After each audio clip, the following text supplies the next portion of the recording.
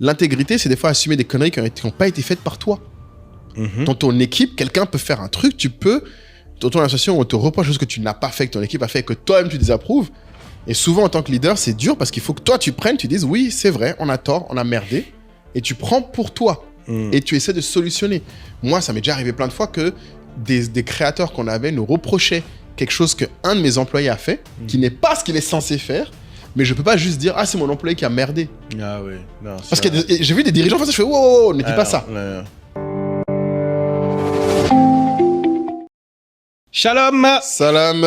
Salut à tous. Bienvenue dans un nouvel épisode du podcast. Attachez vos ceintures, montez dans l'avion, on vous emmène au Japon.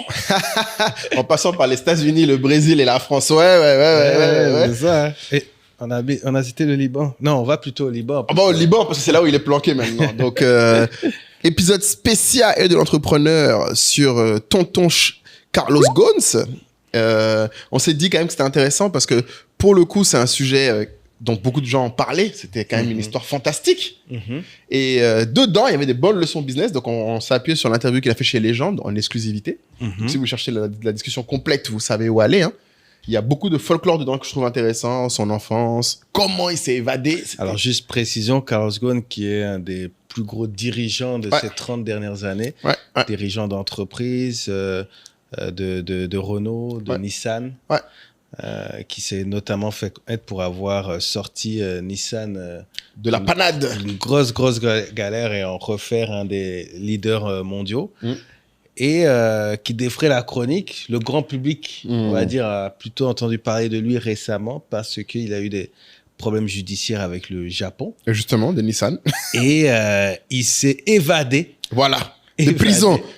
Évadé de prison. Et il est aujourd'hui donc basé au Liban parce qu'il est libano-brésilien. C'est ça. Libano-brésilien-français. Voilà.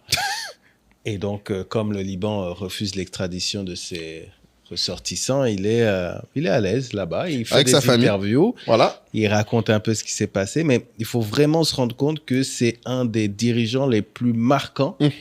Et donc, quand il fait des interviews de ce type, l'interview dure près de 2 heures. Ouais. Il y a forcément des choses à apprendre et on s'est dit qu'effectivement, même si c'est en dehors de notre continent, ce serait intéressant de voir les leçons qu'un dirigeant qui a eu autant de succès peut nous transmettre. Ouais. Et surtout, c'est intéressant parce qu'il a travaillé dans plusieurs zones du monde. Je trouve que c'est un narratif important de se dire, OK, on a souvent beaucoup de contenu sur les US, à gogo. C'est vrai. Sur l'Europe, un peu, mais beaucoup moins. Mais on a très peu d'histoires de quelqu'un qui a géré des boîtes au Brésil, qui a géré des boîtes aux États-Unis, en France et qui allait jusqu'à gérer au Japon. Il lui restait que faire un peu d'Afrique et puis il avait fait le tour, tu vois, il avait bouclé. Donc c'était intéressant. Et moi, j'ai surtout beaucoup aimé parce que je trouvais que c'était intéressant qu'on ait l'occasion, parce que contrairement à ce que les gens imaginent, les dirigeants, c'est très dur d'avoir ce genre de contenu des dirigeants. Parce qu'ils ont une réputation qui est plus fragile que l'entrepreneur. Exactement. Et d'ailleurs, petite anecdote. Parenthèse, nous, avec le concept Leader State of Africa, on le constate, mine de rien, où quand on a un peu plus de difficultés à recevoir des dirigeants d'entreprise que des entrepreneurs. Exactement. Étonnamment, parce qu'on aurait pu penser que, au contraire, ils ont un peu plus de temps. Ou un peu Mais moins. c'est même pas une question de temps. Après, à un moment donné, c'est que le dirigeant, n'oublions pas, il représente une institution. L'entrepreneur, il représente, on va dire, sa vision. Donc, il est là pour la pousser. Mais le dirigeant a plus ce cadre de l'institution à respecter. Alors, je ne sais pas s'il donnait autant d'interviews quand il était dans l'exercice de cette fonction ou alors c'était vraiment... C'était cadré. C'était très cadré. Il intervenait beaucoup. Moi qui le suivais depuis un moment, c'était beaucoup il intervenait sur les sujets d'actualité de la société et du groupe. Tu vois, il se permettait rarement de raconter même son histoire, ce qui est ouf, tu vois. Et c'est pour ça que les gens comprennent pas que, contrairement à l'idée répandue, je trouve que les dirigeants, il y a beaucoup de choses à apprendre d'eux, mais c'est bien moins accessible parce qu'en fait, souvent, c'est des gens qui ont énormément à perdre à chaque fois s'ils racontent comment ils ont fait les choses d'un endroit à l'autre. Parce qu'à chaque fois, chaque société dans laquelle il a été veut garder la sauce secrète de qu'est-ce qui s'est passé, comment on a fait. Parce qu'au final, c'est assez reproductible. Et c'est pour ça qu'on vous renvoie d'ailleurs aux différents épisodes de Leader State of Africa, parce qu'on a eu la chance, dans les invités qu'on a eu, d'avoir des personnes qui ont pu justement raconter comment est-ce qu'ils ont gravi les échelons dans leurs différentes structures pour arriver à des postes de responsabilité et quels sont les faits marquants de leur carrière. Donc là, c'est un épisode carrière, en fait, pour ceux qui s'intéressent en termes de niveau. Là, on rentre un peu dans les épisodes où, comme toujours, on aime parler en tant qu'entrepreneur de tout ce qui est business. Là, c'est un peu plus pour les gens de carrière, mais je pense que les entrepreneurs peuvent apprendre pas mal de choses à écouter. La première chose étant, d'ailleurs, le premier point qui a marqué, donc moi, j'ai relevé 10 points, tu me diras ce que tu en penses. Mais le premier point qui m'a marqué, alors c'est peut-être lié à la légende, mais dans les médias, il y a un truc qui m'énerve et que je supporte plus maintenant. C'est quand on demande à des dirigeants d'entreprise quels conseils donner à des entrepreneurs. Oui. Avant même la question, qu'est-ce que vous donnerez comme conseil à quelqu'un qui est dirigeant, qui veut faire sa carrière? C'est ouf. Mais Moulay, je pense que ce serait bien de citer les 10 points pour vous donner un peu envie. Ah, tu veux que les gens sachent déjà de quoi on va traiter? Alors, premier point, dirigeant, pas entrepreneur. Ça, c'était le premier point comme ça que je l'ai appelé. Deuxième point, ambition. Qu'est-ce que ça veut dire et que ça représente? Troisième point, performance. La différence culturelle de la performance, la définition de la performance. Voilà. Les faits, l'importance des faits et du pragmatisme. Ça, c'est le quatrième point. Le cinquième point, comment traiter les idées et l'importance relative des idées. Le sixième point, l'intégrité en tant que dirigeant. Qu'est-ce que ça veut dire dans l'action? Parce qu'il donne de bons exemples. Le septième point, que je trouvais passionnant, c'est quand il compare les environnements de business entre les USA, le Brésil, la France et le Japon. On va comparer avec l'Afrique. Un peu, ça peut être cool. Le huitième point, c'est la notion d'alliance qu'ils ont développée au Japon. Qui est différente de la notion de fusion. Exactement. Donc ça, c'est très intéressant. Je trouve ça super intéressant. Je ne connaissais pas forcément. Exactement, ouais. C'est assez connu en Asie, au Japon et en Corée, et un peu moins ici. Mais je trouve qu'il y a plein de choses que l'Afrique pourrait apprendre. Et neuvième point, l'importance de savoir s'arrêter. Parce que dans son cas, c'est un point sur lequel il revient souvent dans l'interview. Jusqu'où il faut aller. Et le dixième point, toujours non négligeable, la place de l'entourage et de la famille dans le process.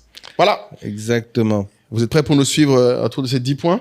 Donc, vous nous connaissez, on commence avec 10 points, peut-être ça va finir avec 7, peut-être avec 12. Ah, t'es dur. Mais vous verrez sur le titre. En tout cas, vous verrez si jamais on y arrive, mais je pense que c'est important que les gens se disent aussi, alors c'est le fruit de notes qu'on a fait pendant qu'on écoute, mais c'est un peu ce que je recommande aussi quand un contenu est de qualité.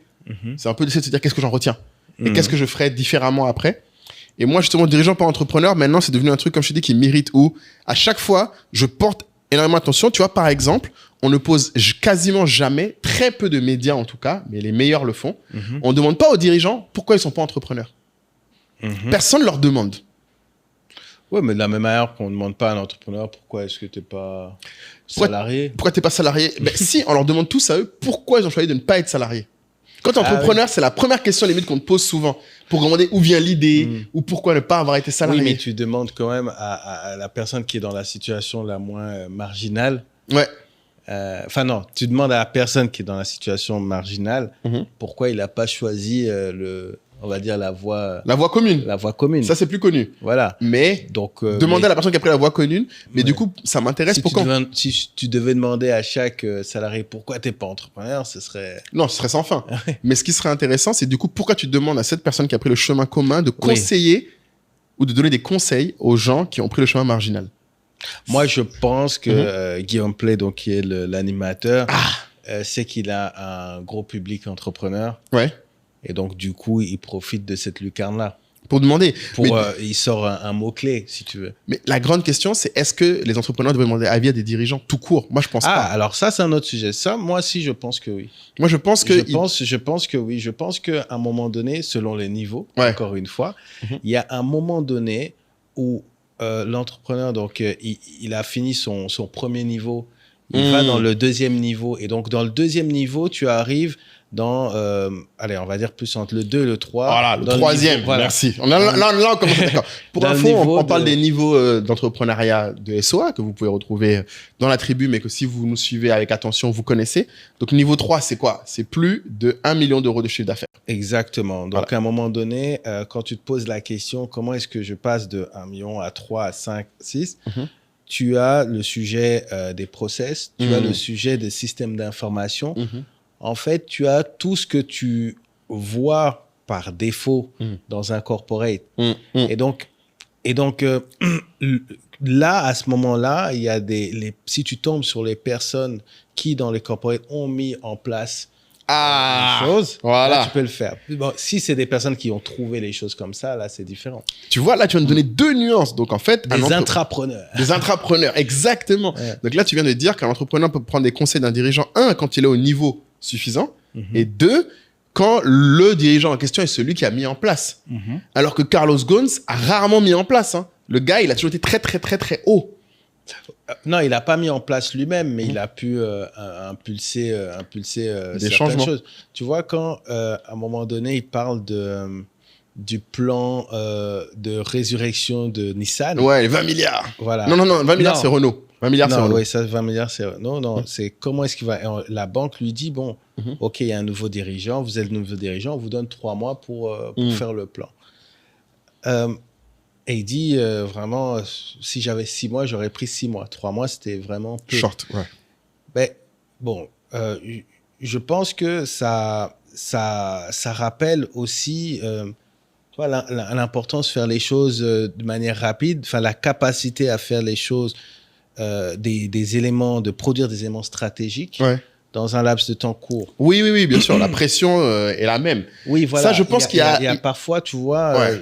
Comment est-ce que tu travailles sous pression? Ouais. Et puis, d'ailleurs, je pense qu'on va le voir tout au long de la discussion, qu'il y a pas mal de choses qu'on peut appliquer. Qu'il a dit pour lesquelles tu vas te dire, ah ouais, ça c'est... Mais je pense que c'est parce qu'à un moment, comme tu dis, quand tu dépasses ta boîte, dépasses 1 million, toi-même, tu deviens un dirigeant de ta boîte. Oui. Plus que... D'ailleurs, souvent, dans les startups, c'est là où arrive la situation où on te dit, mais il faudrait peut-être que tu embauches un dirigeant. Et que toi, tu sois plus le dirigeant qui dirige les équipes. Et c'est là où amène la grande question qui fait flipper tous les fondateurs. Est-ce qu'on va me virer, je serai plus le CEO? Donc, du coup, tu serais à l'aise avec la question, poser un grand dirigeant. Qu'est-ce que vous diriez à un entrepreneur qui est au niveau de passer à... Non, où je pense que... moi, la question que je trouve qui est la plus intéressante, c'est pourquoi juste lui, on lui demande à aucun moment, avec toute l'interview avec beaucoup d'attention, on lui demande qu'est-ce qui le séparait des autres dirigeants qui étaient là en même temps que lui. En fait, c'est plus ça, je pense qu'il y a beaucoup de valeur. Et si on doit parler en mode entrepreneur, parce que comme tu dis, il y a des entrepreneurs qui écoutent, la question, c'est quel entrepreneur lui l'a croisé et qu'est-ce que lui, il a vu qu'ils ont de commun ou de différent. Et c'est là où je trouve également, tu me tends une perche, ouais, vas-y. Parce que je disais que je trouve que les dirigeants qui sont très intéressants pour le coup, c'est dirigeants qui dirigent par exemple des groupes bancaires, parce qu'ils voient beaucoup d'entrepreneurs, exactement. Eux, ils ont un autre truc. Il y a aussi ceux qui ont baigné dans le conseil parce qu'ils voient beaucoup de secteurs. Exactement. Donc, oui, là, c'est autre chose. Qui, de par leur environnement, ont un benchmark dans la tête. Clairement. Et ils arrivent rapidement à te situer. Où est-ce que tu te situes? Dans l'écosystème. Et là, effectivement, là, tu as raison. Tu vois, par exemple, je donnerais même plus de crédit à quelqu'un de moins senior dans une banque ou dans un cabinet de conseil, quelqu'un de plus senior dans un industriel. Parce qu'en fait, il y a tellement d'écart entre vos réalités et surtout, ce dont lui il parle est peut-être même plus d'actualité pour toi au jour d'aujourd'hui. Donc c'est ça qui m'a un peu... Ça me picote toujours, je le vois beaucoup. C'est un peu comme l'autre truc qui me picote beaucoup. On peut prendre des conseils de tout le monde. Non, le problème, Kaï, franchement, il faut qu'on arrête de dire ça aux gens. Moi, c'est d'ailleurs pour ça qu'on veut faire les niveaux. Je trouve que... Non. Il y a une indigestion de conseils. La variante niveau. Voilà, il faut que tu regardes qui est à ton niveau. Les gens ont tendance à prendre les conseils des uns. Tu vois, par exemple, un truc, je donne un exemple. Tu vois, Carlos Ghosn ne donne pas de conseils qui soient mauvais. D'ailleurs, la preuve, les réponses qu'il donne à cette question que donne l'entrepreneur, c'est des questions, il répond sur comment tu te débrouilles en tant que dirigeant. Il répond même pas en tant qu'entrepreneur. Tu vois, donc c'est pour dire qu'il essaie même pas de... Tu sais, il a pas essayé de dire, non, mais quand t'es entrepreneur, il faut que tu apprennes à te financer ou à te structurer. Tu vois, il a pas fait la langue de bois que j'entends des fois. Lui, il a même pas dit ça. Il a même pas répondu, en fait, à la question clairement, en fait. Mais le danger, c'est que les gens prennent des conseils d'autres gens sans prendre le recul de se dire, est-ce que ça s'applique à moi maintenant ou pas?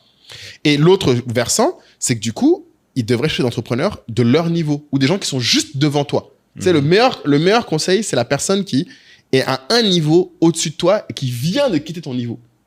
Ça, c'est l'idéal. Et ça, je trouve que c'est pas assez valorisé. Et tu penses, quel que soit le secteur?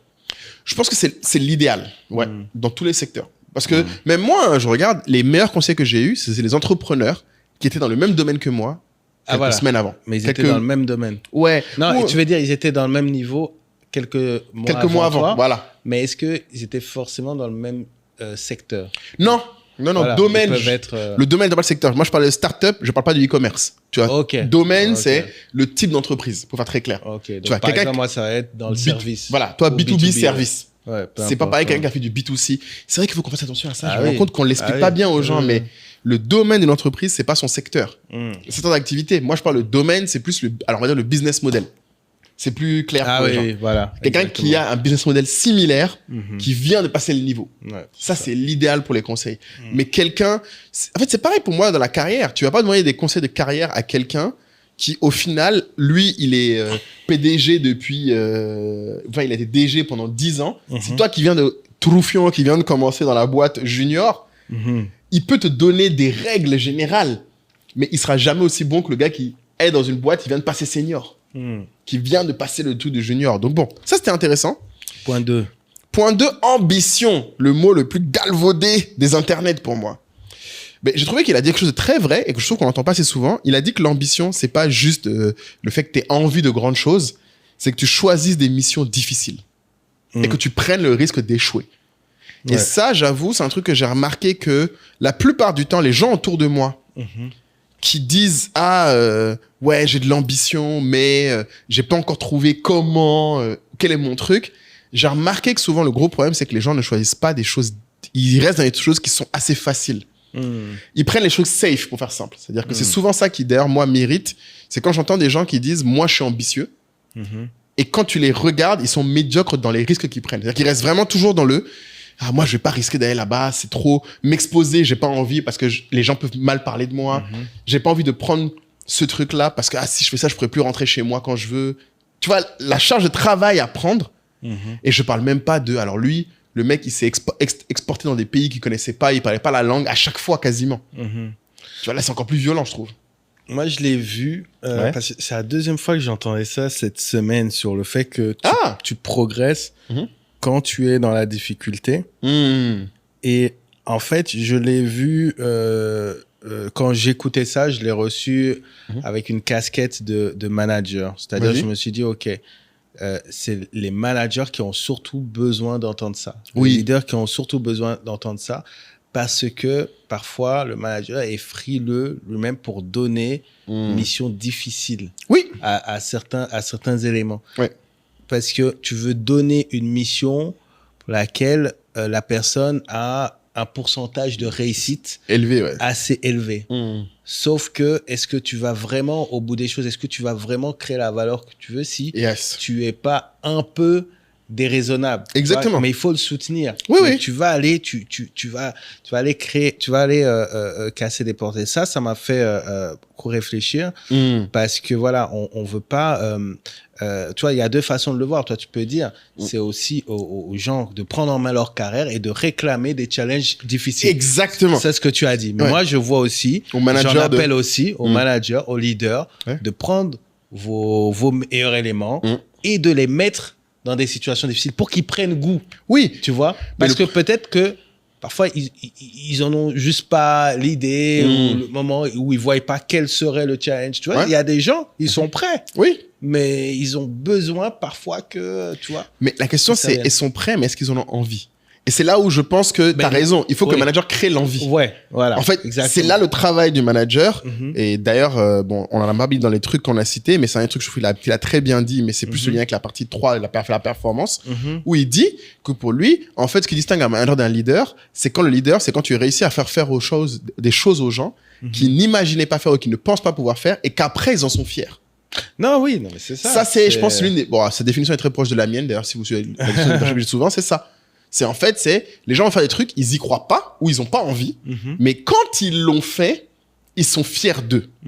C'est là où tu as le niveau final. Il faut te battre pour qu'ils y croient quand même.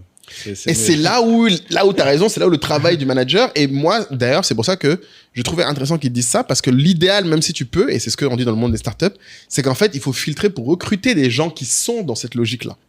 Parce que l'ambition, c'est pas quelque chose qui se révèle dans un cadre unique. C'est pas genre, je suis ambitieux dans mon boulot, mais dans ma vie perso, je suis pas ambitieux. C'est rarement vrai. Les gens qui cherchent la difficulté, qui cherchent à progresser, tu le vois dans différents domaines. Des fois, ils l'ont fait dans le sport. Des fois, ils l'ont fait dans leur culture générale. Des fois, ils l'ont fait même dans leur travail, ou ils l'ont fait dans leur vie perso, dans les pays où ils ont habité.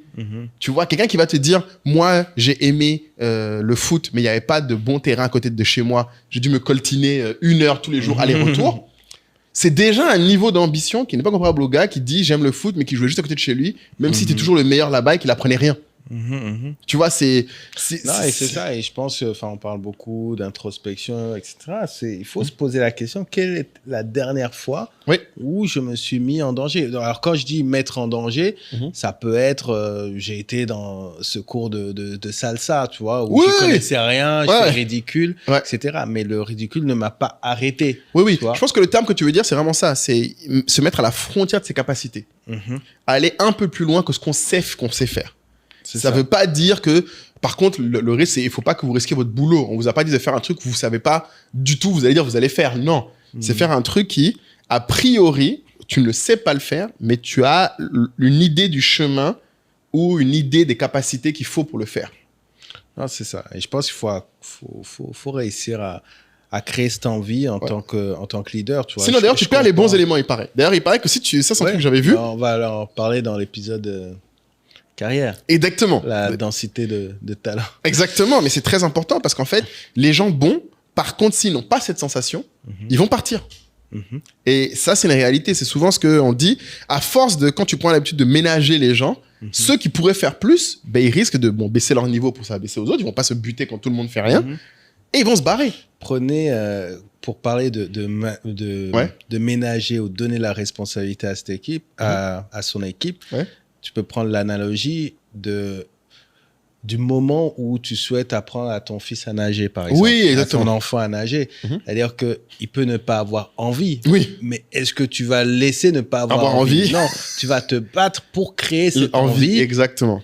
Et l'emmener à être coopératif et donc aller créer cela parce que tu es sûr qu'il va en être fier. C'est ça. À la fin, il y a un gain. Donc, tu dois être sûr de 2 choses. 1, ta capacité à créer cette envie si elle n'est pas là. Et 2, tu dois être sûr que ça générera de la fierté après. Ouais, c'est ça. Et c'est à la fin de la journée, ça veut aussi dire, comme tu dis, savoir ce qui rend fier les gens. Être un bon manager, c'est savoir qu'est-ce qui peut rendre fier quelqu'un.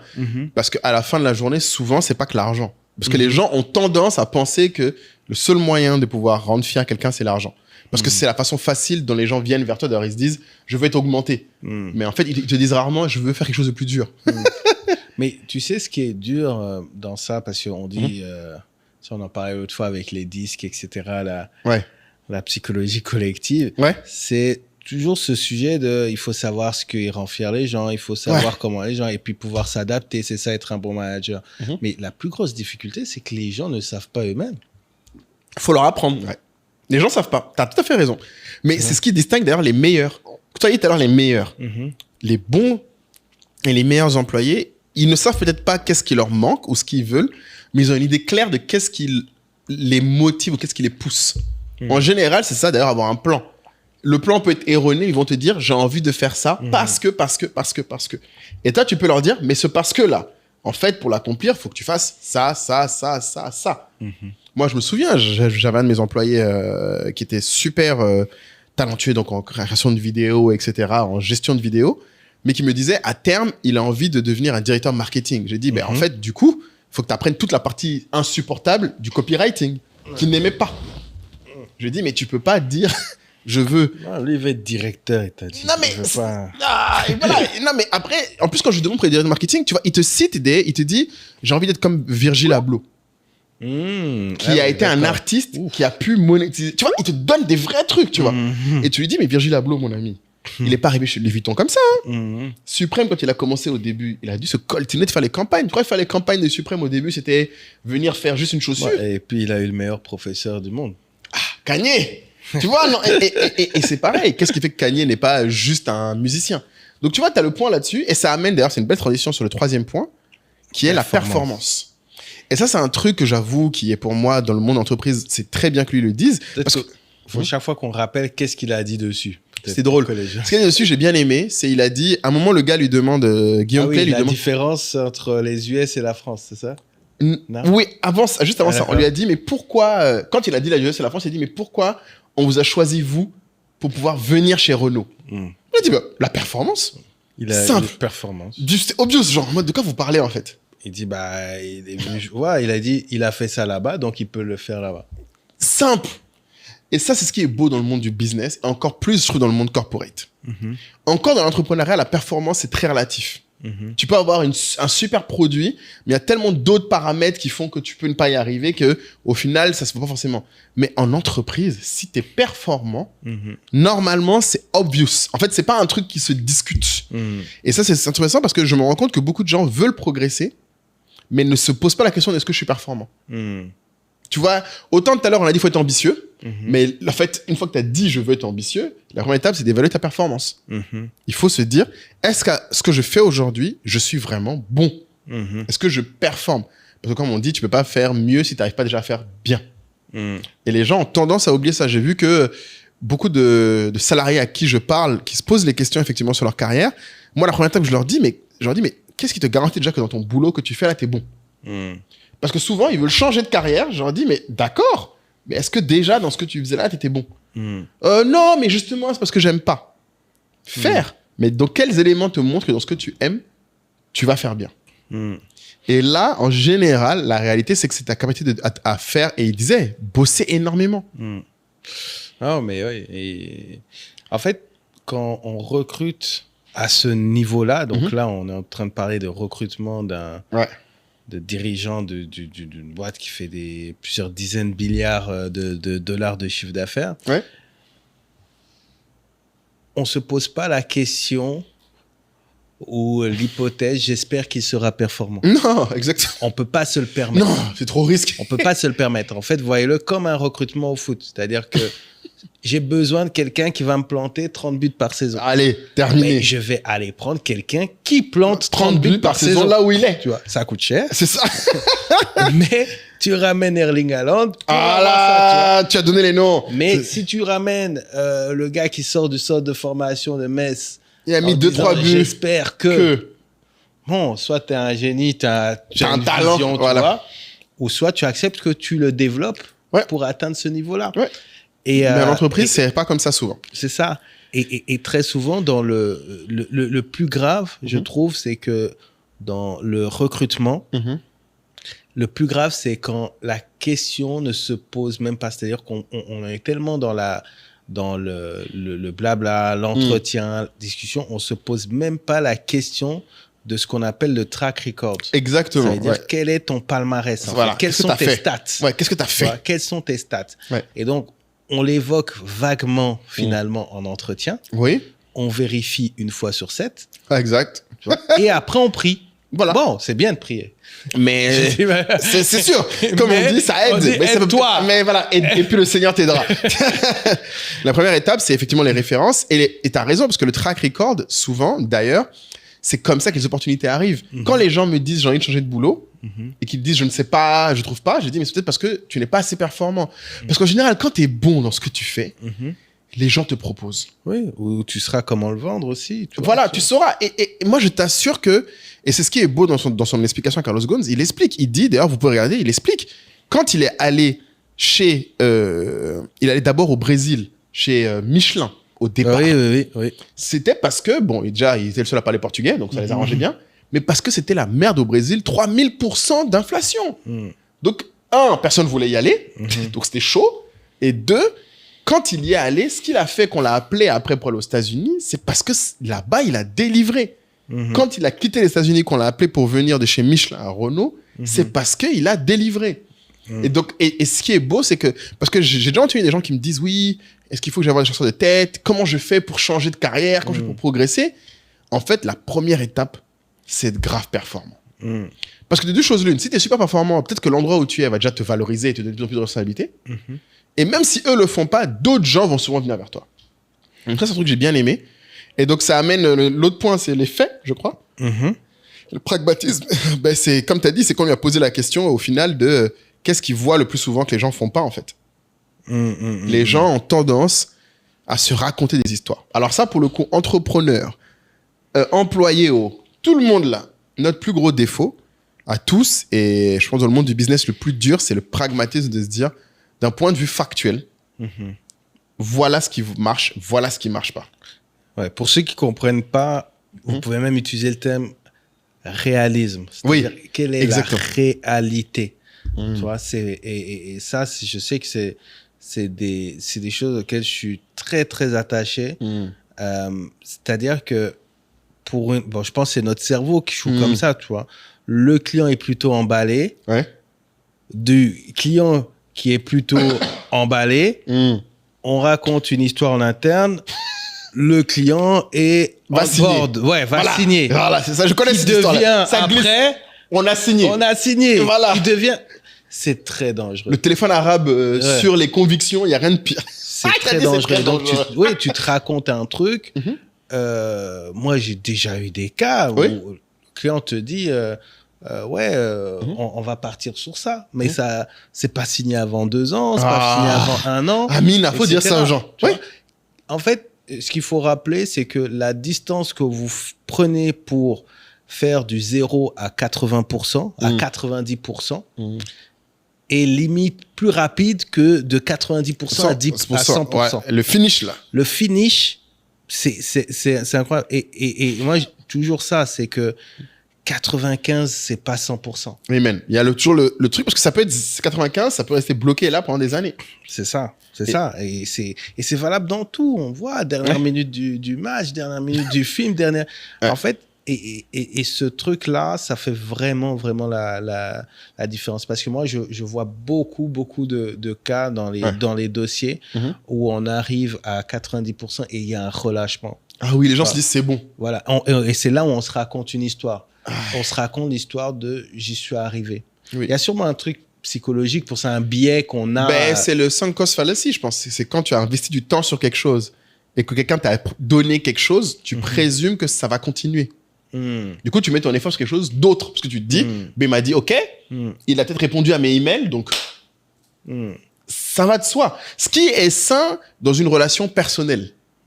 Mais dans une relation professionnelle, c'est pas possible. Dans une relation personnelle, tu peux effectivement présumer que quelqu'un avec qui tu es allé, je sais pas, avec un pote, vous êtes allé prendre des verres, il te dit vendredi prochain, on se voit.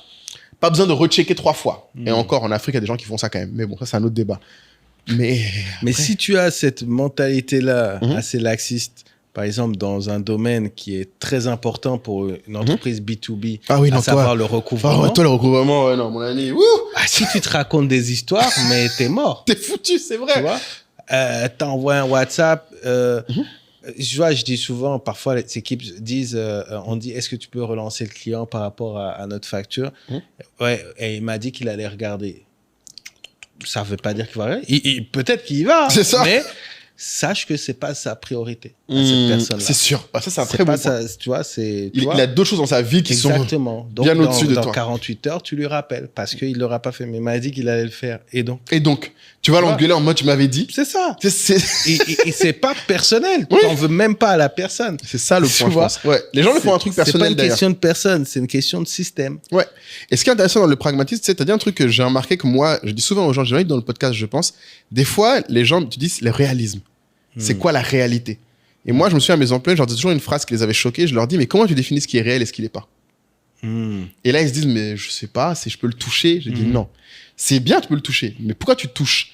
Et moi, j'aime bien la définition de Philip K. Dick. Il dit, la réalité, c'est ce qui continue même si tu n'y crois plus. Et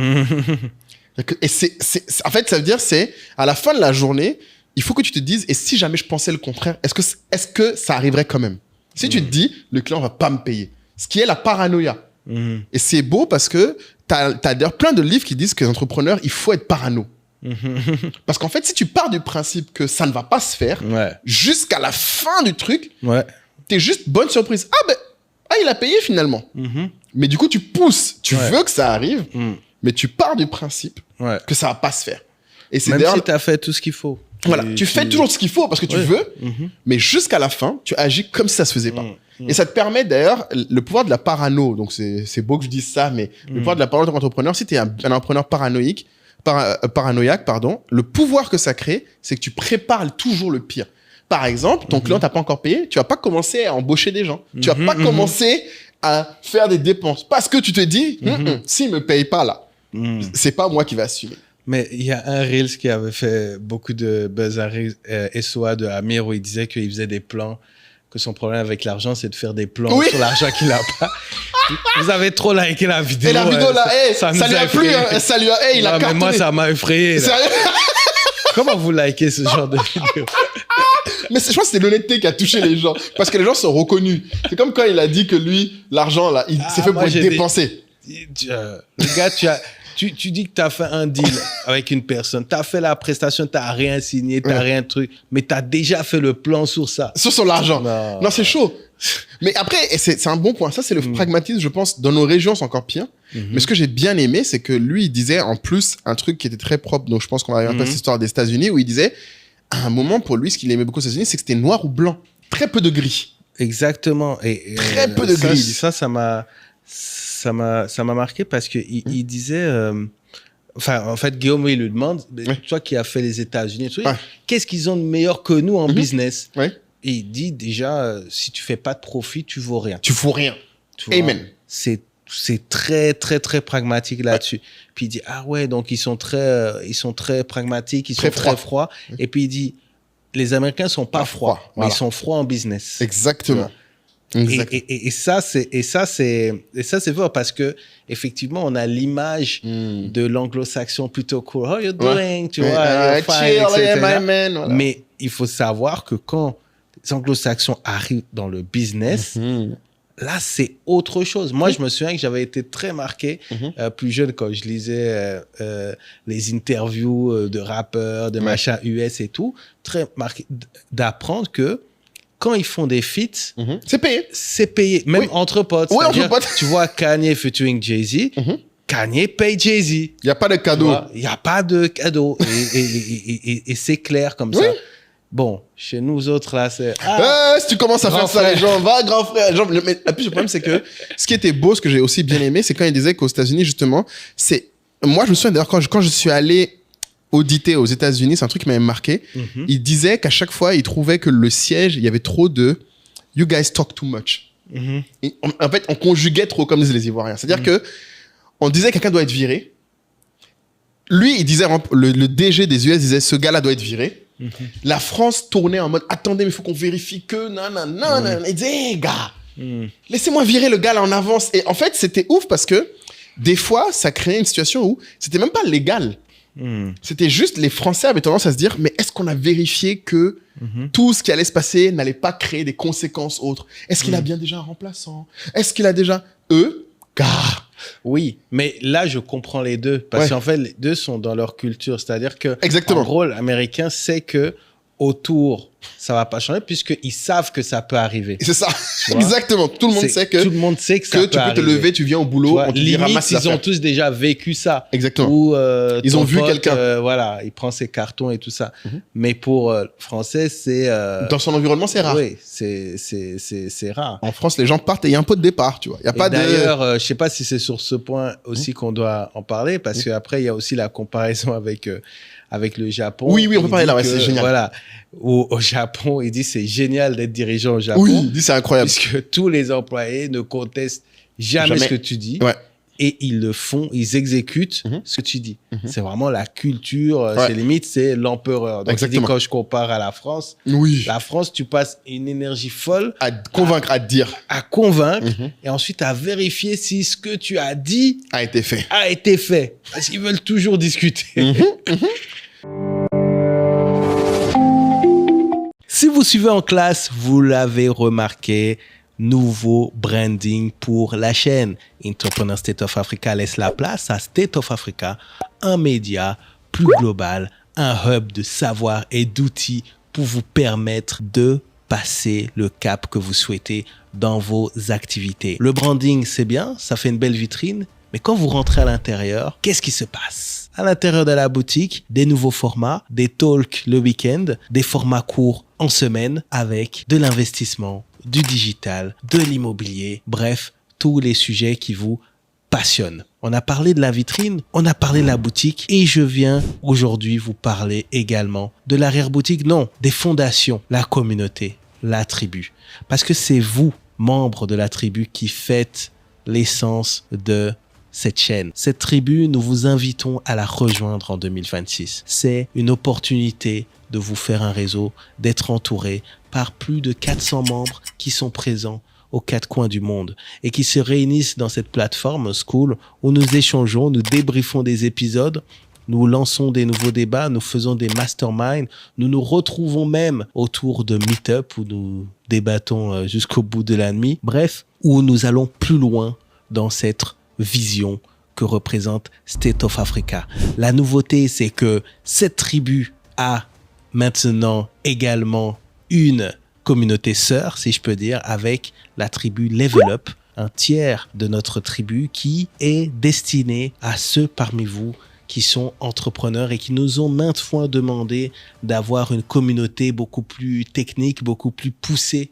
sur vos objectifs. Dans cette tribu-là, nous allons prendre le temps de vous accompagner, d'écouter ce que vous avez à dire et surtout de rassembler ensemble les personnes qui ont les mêmes problématiques. Donc, vous avez d'un côté la communauté SOA telle que vous la connaissez, à 20 € par mois ou 150 € l'année. Et de l'autre côté, nous aurons une tribu avec accès limité, par contre, parce que notre temps est limité, mais avec des entrepreneurs qui, quel que soit leur niveau, ont besoin de passer un cap. Et à ce moment-là, on sera sur des forfaits de 1 000 € l'année pour l'entreprise qui voudra avoir accès à cette communauté-là. Donc, dans tous les cas, nous vous souhaitons une bonne année. Nous vous souhaitons de prendre les bonnes résolutions, de soigner votre entourage et de rejoindre cette communauté. Nous avons hâte d'échanger avec vous et de continuer cette belle aventure que nous avons commencé ensemble il y a 2 ans maintenant. Et lui, il dit que par contre, ce qui était intéressant, c'est qu'il disait qu'au Japon, le danger, et ça, c'est un truc que des fois, j'ai retrouvé un peu en Afrique, il disait que le danger, c'est que par contre, quand les gens t'écoutent, tu dois faire attention à ce que tu dis. Tu peux pas dire un truc et présumer que les gens vont attendre ou te dire j'ai le temps. Si tu commences à dire à quelqu'un, on va sortir ce produit, toutes les équipes vont se mettre à préparation du produit. Ça se trouve, toi, t'as même pas fini de décider si tu veux allouer le capital. Et il disait qu'en fait, du coup, ça créait une situation où des fois, il était lui-même dans la retenue de ce qu'il disait. Il faisait attention à pas toujours trop dire parce qu'en fait, une fois que c'est dit, les gens vont pas... Parce qu'un Français, du coup, la tendance qu'ils ont, c'est que l'avantage de la France, c'est que c'est un peu la culture du on en discute. Ouais, il y a une place à la... Oui, le débat. Du coup, tu peux dire, tu as une idée, tu en discutes. Mais lui, il peut pas, en tant que chef, avoir une idée, il en discute au Japon. Mais du coup, ce serait intéressant de comparer avec notre expérience... en Afrique en Afrique, parce que moi, j'ai l'impression qu'il y a un peu des deux. C'est-à-dire que d'un côté, on a une culture forte, la culture du chef. Donc, on écoute, on conteste pas de manière frontale. Mais je trouve qu'il y a quand même la contestation du monde francophone qui n'est pas forcément verbale, mais qui va être peut-être dans l'attitude. Oui, il rechigne. Voilà. C'est le terme français, le rechigner, c'est important. Tu vas pas avoir une manif ou une grève, tu vas pas avoir ça, mais tu vas sentir que... Les gens ne le font pas de bon cœur. Voilà. Oui, mais ils vont le faire. Et ça, je trouvais que c'est ça qui est... Alors, le truc, moi, j'ai remarqué, comme tu disais, c'est que je trouvais qu'en Afrique, c'est quand même une très grosse fonction de toi, ton attitude. Si tu viens en disant, faites ce que je dis, je ne m'explique pas, les gens ont tendance à faire ce que tu dis. Avec moins d'enthousiasme, souvent, mais ils le font. Mais si tu commences à venir dès le début en disant, je m'explique, ou ils peuvent répondre et ils vont essayer de répondre, ou s'ils peuvent pas, ils sont dans une espèce de paralysie en mode, bon, du coup... Mais moi, j'ai l'impression que même quand tu t'expliquais, limite, c'est étonnant. Oui, c'est un peu gênant, parce que ça les met dans une situation, j'ai l'impression d'être comme à l'école où ils peuvent donner une mauvaise réponse. Oui, voilà, exactement. Et ça, c'est très marrant, parce que du coup, donc, moi... l'impression que ça peut être un piège. Exactement, le piège, là, c'est ça. À chaque fois, je vais lui dire, non, mais il n'y a pas d'enjeu. Et c'est pour ça qu'en général, c'est très dur, je trouve, d'obtenir des gens, culturellement, en tout cas en Afrique de l'Ouest, j'ai l'impression beaucoup en Afrique francophone, parce que au Kenya, j'ai eu moins cette impression, au Rwanda, pas du tout. Tous les gens qui jouent au Rwanda étaient très balancés des opinions, je trouvais. Mais ici, c'est quand même dur que les gens te donnent leurs avis. Même quand tu le demandes, le cadre est important. Moi, j'ai remarqué que c'est plus simple de donner des avis quand toi, t'es pas là. Si ils sont entre eux, là, il y a plus d'opinions qui sortent. Bien sûr. Mais dès que toi, t'es là et qu'il y a une sanction possible et une erreur, ça devient assez... les gens commencent à bien réfléchir à pas se Ce qui marche bien, c'est tout ce qui est anonyme. Ouais, bon alors là, oui, là, les gens se lâchent un peu plus. Mais c'est pas commun ici. Donc, j'ai bien aimé ça sur l'USA versus Japon. Après, qu'est-ce que j'ai bien aimé dans ce truc? Dites-nous, ça nous intéresse, vous, de votre expérience. De votre expérience, puisque vous êtes aux 4 coins du monde. D'ailleurs, abonnez-vous. Ouais. Abonnez-vous, c'est gratuit. Ça nous permet d'avoir aussi des top guests. On nous donne de la force. Nous aussi, un jour, on va avoir tonton Carlos, si jamais vous nous donnez. Ah bah oui, voilà, c'est ça. Vous aussi, légende, premier podcast de France. Des millions d'abonnés. Vous, c'est gratuit, vous nous écoutez, même pas vous lâchez un abonnement. Ah oui, et le point que je vais acheter aussi, je trouve qu'il a aussi évoqué dès le début, avant même d'arriver à l'histoire de son arrestation, etc., que les gens sous-estiment le poids du gouvernement au Japon. Et je trouve que c'était intéressant parce que on parle souvent de ça en Afrique, mais on en parle beaucoup moins dans les autres pays du monde. Et il disait que même à l'époque où il était DG de Nissan, il venait d'arriver, il allait chez le ministre valider des choses qui décidaient à l'intérieur de la boîte. Oui, mais c'est là où c'est important qu'on explique que dans nos fameux niveaux, quand tu arrives à un certain niveau, t'es un politicien. T'es obligé. Enfin, tu as un impact démesuré sur le... Et selon la taille de ta boîte, t'as peut-être plus d'influence que certains ministres. Exactement. Et tu dois composer avec eux. Parce que ce qu'il expliquait, c'est qu'effectivement, lui, par exemple, il expliquait, c'est parce qu'au Japon, quand il est venu, bien sûr, ça allait mal Nissan, mais l'une des trucs qu'il avait à faire, c'était convaincre les gens de fermer des usines. Ce qui est, culturellement pas commun, mais en plus, ça affecte la vie d'une communauté. Tu sais, les ministres, ils ont raison d'intervenir. Enfin, c'est pas la teuf. Tu fermes une usine dans une ville, même en Afrique, tu vas avoir des vraies conséquences. Tu vas avoir pas un chômage léger. Et du coup, c'était intéressant. Je me disais que moi, j'avais oublié que le Japon, les gens pensent, c'est quand même l'une des premières puissances mondiales. Mais tu te rends compte que même là-bas, arrivé à un certain niveau, tu composes avec le gouvernement. Donc, je trouve que les gens ici en Afrique, et surtout les gens de la diaspora, je vous vois, il faut que vous soyez plus tolérants sur le rôle et les interactions que les entrepreneurs ont avec les gouvernements et les États. On en a parlé un peu avec l'épisode qu'on a fait avec Monsieur John Doe sur la fondation d'EcoBank. En fait, arrivé à un certain niveau, tu dois composer avec les États. Mais je trouve que les gens le critiquent beaucoup. Dès qu'on voit des chefs d'entreprise être potes avec des politiciens ou au contraire des politiciens parler sur les trucs d'entreprise, les gens le prennent mal. Mais en France, ils le font régulièrement aussi. Non, mais en fait, c'est obligatoire, c'est lié. Enfin, quand ça va mal, parfois l'État est obligé d'intervenir pour sauver l'entreprise. Quand ça va bien, le politique va se servir de ce qu'est-ce que tu dis, peut-être pour le mettre en avant. Pour pousser, c'est-à-dire que j'ai bien bossé. Macron qui a emmené Blablacar un peu partout. Exactement. Ou comme ici, parfois le C20 qui se retrouve dans des délégations. Exactement. Voilà, donc tout ça, c'est un jeu de pouvoir où chacun est dans son rôle. Et ce n'est pas d'un côté le monde privé et d'un côté le monde public. À un certain niveau, les deux doivent... aucun secteur ne se développe sans cette complémentarité-là. Et c'est clair. Et il faut effectivement, c'est important de dire, là, dans le cas on parle du Japon, mais il faut que vous sachiez que c'est vraiment le cas partout. Parce que c'est fait, parfois on entend, il dit, mais ici, là... les politiciens sont dans les trucs, on fait des amalgames, mais ils sont obligés de travailler ensemble. Obligés.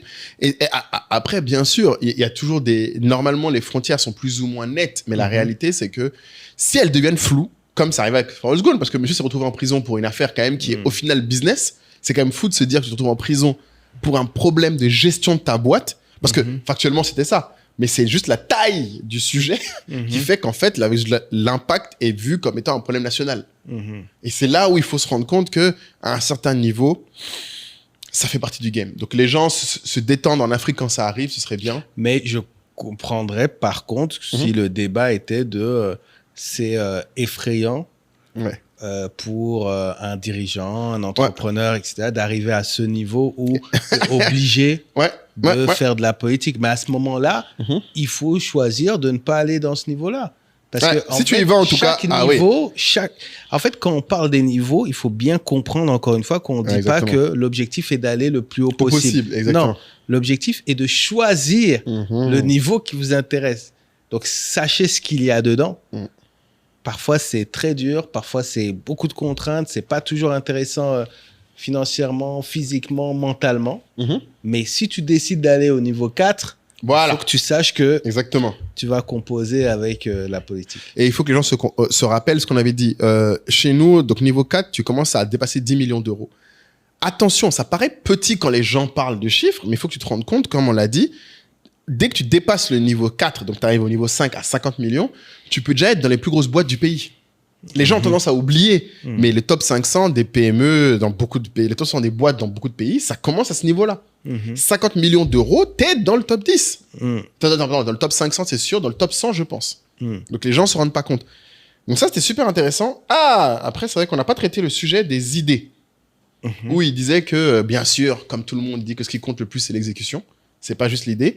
Mais par contre, j'ai trouvé que c'était intéressant qu'il dise, lui, à son niveau, qu'il faut créer de la place pour que, humblement, toutes les sources puissent être impliquées dans la création d'idées. C'est vrai que dans les grands groupes, ça fait longtemps que j'ai plus eu, mais apparemment, c'est un vrai sujet de pouvoir créer l'environnement où les gens peuvent remonter leurs idées. On en a parlé un peu tout à l'heure en disant en Afrique, c'est plus dur que les gens te remontent des trucs. Mais c'est vrai que c'était intéressant de voir un dirigeant de son niveau qui, même à son niveau, il se dit non, il faut créer l'humilité et l'espace d'accueillir l'idée, peu importe d'où elle vient. Ça, je trouvais que c'était pas commun parce qu'au final, une partie du rôle qu'on lui donne quand tu es aussi performant, c'est souvent s'associer à une sensation de supériorité. Et lui, vraiment, il a réussi à garder ce truc de non, en fait, moi, je suis là pour exécuter toutes les bonnes idées, même si c'est pas les miennes. Et c'est ça, je pense, qui des fois manque à beaucoup de gens. C'est ils ne se rendent pas compte que aussi un rôle de dirigeant, c'est être celui qui reçoit les idées, qui crée le cadre où on lui balance les idées. Là, pour le coup, tu vois, je comprends totalement ce truc-là, mais j'ai toujours du mal quand on évoque ça comme un conseil ou une recommandation, parce que ça me paraît tellement évident. En fait, je ne comprends pas comment la nature humaine peut emmener quelqu'un, un dirigeant, à, sous prétexte que c'est pas son idée, tu vois, la mettre de côté alors qu'elle est la meilleure pour le développement de l'entreprise et donc pour son succès aussi. Parce que si l'entreprise réussit, lui aussi, tu vois, il en bénéficie. Après, on rentre dans les sujets politiques, quel storytelling je vais raconter et autres. Non, je pense que ça va plus loin que ça. Moi, de mon expérience, je dis ça parce que les gens souvent disent ça. Quand j'étais en conseil, le plus souvent, le problème des idées, c'est qu'en fait, il n'y a pas d'espace. En fait, ça demande un effort à un dirigeant de créer un espace. Pour générer, oui. Ça, c'est très dur. Oui, mais moi, je parle sur le concept de l'idée vient, si l'idée vient pas de moi, je l'applique pas. Oui, mais parce que, en fait, les gens lui donnent pas d'idées. Souvent, ce qui se passait, ce que moi je voyais, c'est que les dirigeants, même pas à des gros niveaux, ils se rendaient. Tu vas parler même à un dirigeant d'une banque locale en France, ses conseillers en agence, je me souviens, quand on lui disait, OK, quelle méthode vous avez pour identifier les bons futurs clients, le gars disait, je demande depuis à mes agents de me remonter, mais ils le font pas. Mais c'est parce que souvent, il n'a pas d'incentive. Alors, si tu veux, on va aller même plus loin. En fait, comme tu disais, beaucoup de gens font juste leur taf et puis ça s'arrête là. Comment tu crées un espace où les gens même pensent à la boîte en dehors des heures du boulot?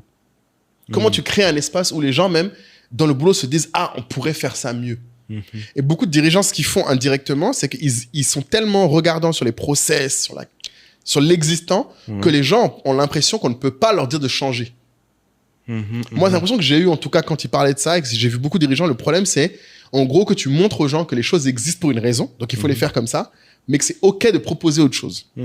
C'est un équilibre un peu, tu sais, c'est difficile, en fait. C'est comme si tu dis à quelqu'un, je veux que tu écoutes quand je parle, mais je veux que tu me parles aussi. Et tu lui parles pas. Après, là où le dirigeant doit faire attention, c'est que il peut avoir la certitude, le sentiment de laisser de la place, d'être à l'écoute.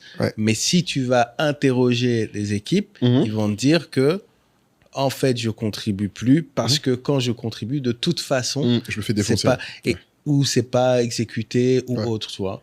Et moi, j'ai eu une surprise comme ça, là, récemment, même il y a quelques jours, parce que je n'étais pas dans cette réunion-là, mais on m'a rapporté, parce on est en janvier, on fait donc le budget annuel, et on m'a rapporté que les équipes étaient un peu, chignaient un peu parce qu'ils disaient, l'année dernière, ils ont fait le budget et puis ils n'ont pas eu de retour. Sauf que, en fait, c'est ce budget-là qu'on a utilisé. C'est ce qu'ils avaient fait. Mais ils n'ont pas Donc, c'est vraiment eux, voilà. Mais ils n'ont pas su. Tu vois? Donc, il y a ce sujet aussi de communiquer. C'est comme si quelqu'un te donne une idée et vous êtes dans le bureau et tu dis, ah, très bonne idée, etc., on va faire comme ça. Il y a une différence entre, il n'y a que lui et toi qui savait et tout le monde est au courant que c'est lui. Tout le monde est au courant que c'est lui, tu vois. Ouais. Il faut aussi intégrer. Il dit, tiens, on va profiter de ce point pour parler d'une idée truc à ramener.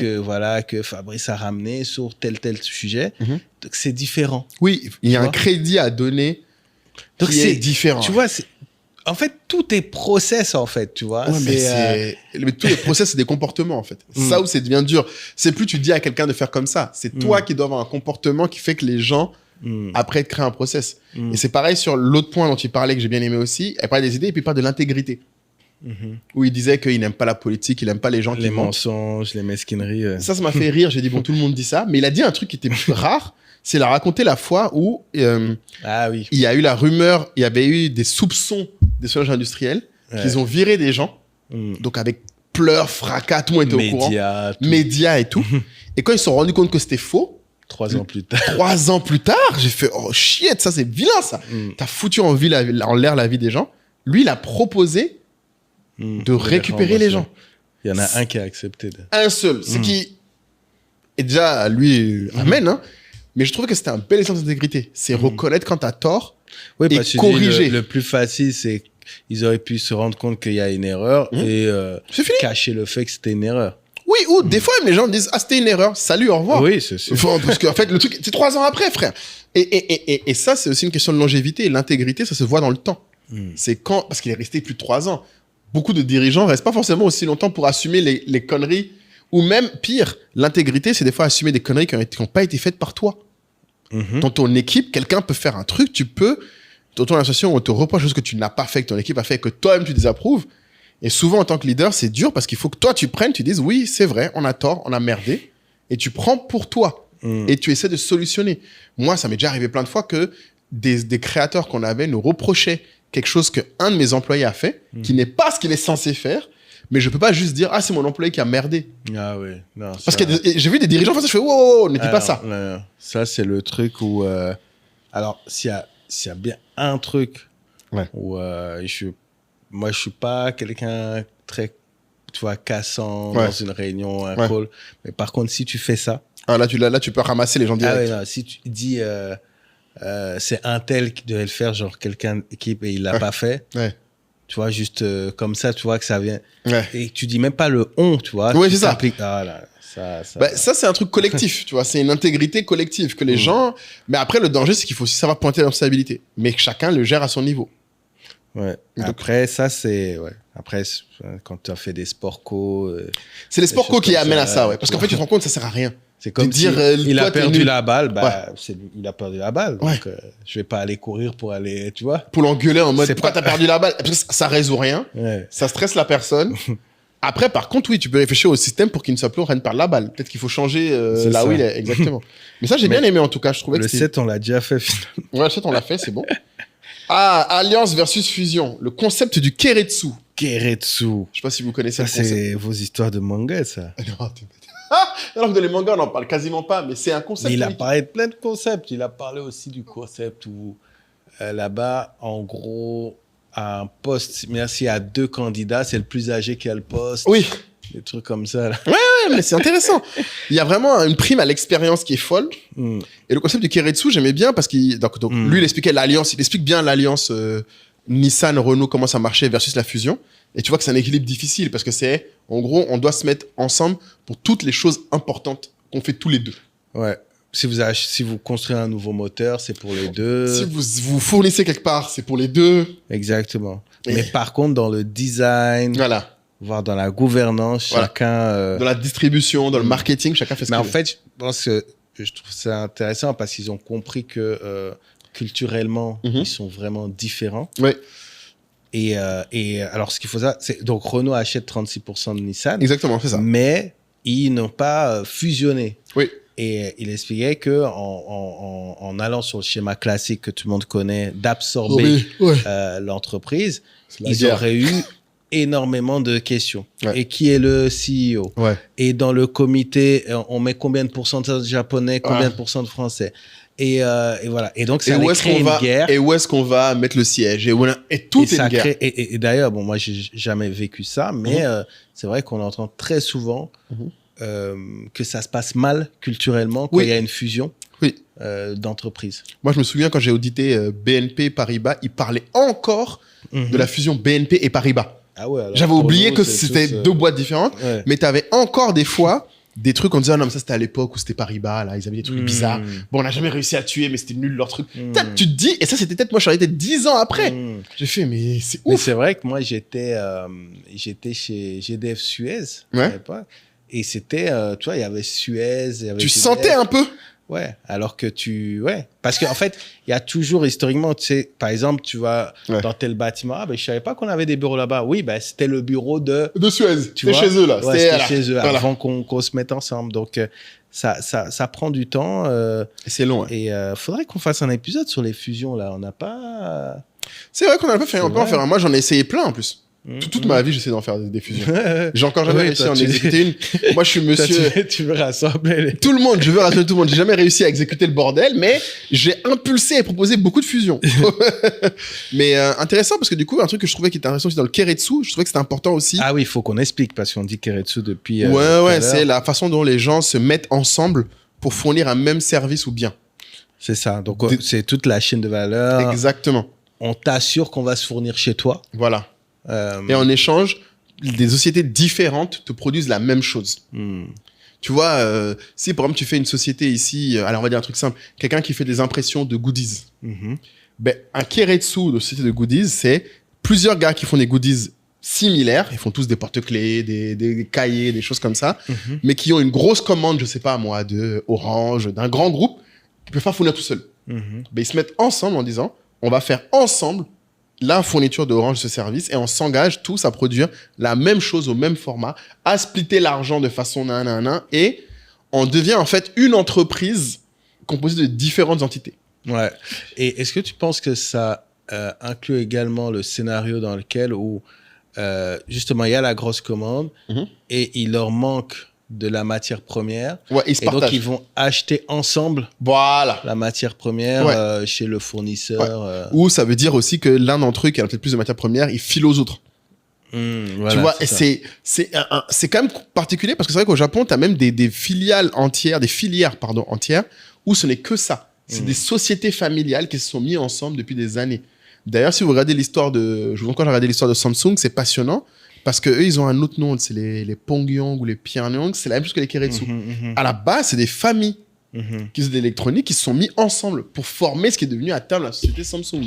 Après, c'est difficile d'analyser de loin, je trouve, parce qu'il y a sûrement beaucoup de d'éléments négatifs par rapport à beaucoup ça, d'échecs.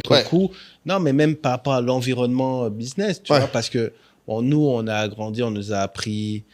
c'est pas bon le monopole, tu vois, tout ce qui va être dominance d'une entreprise ou plusieurs entreprises sur domination sur un secteur. Et là, on nous parle d'entreprises qui se mettent ensemble quelque part pour dominer parce que ça exclut les entreprises qui veulent entrer dedans. Qui veulent entrer parce qu'ils bloquent le Keiretsu. D'ailleurs, il dit que lui... Dans son plan, il a une très grosse réunion très intense avec les syndicats qui lui disent ça, qui lui expliquent ça, on peut pas toucher, on peut pas toucher aux droits d'aînesse, on peut pas toucher à ça, on peut pas toucher à ça, et il les laisse parler, il dit vous avez fini, il dit ok, il dit moi ma mission c'est de redresser cette société. Simple. Et donc je vous dis si ça implique de changer des entreprises qui sont pas dans le Keiretsu, ben je le ferai. Oui. Parce que le problème, c'est que... Sinon, ça meurt. Vous perdez...